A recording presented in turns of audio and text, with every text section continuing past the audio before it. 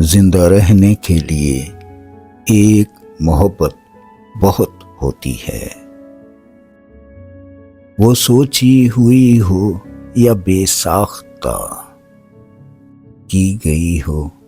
یا ہو گئی ہو،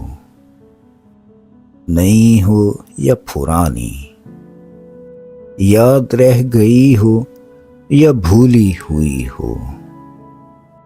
وجودی ہو یا فاصلاتی، وہ پوری طرح پروان چڑھی ہو یا بے مراد ختم ہو چکی ہو، پہلی ہو یا آخری، یا پہلی اور آخری کے بیچ میں یوں ہی کوئی بے نام سی، بشرط کہ محبت ہو۔ زندہ رہنے کے لیے، یہاں تک کہ مرنے کے لیے بھی ایک محبت بہت ہوتی ہے۔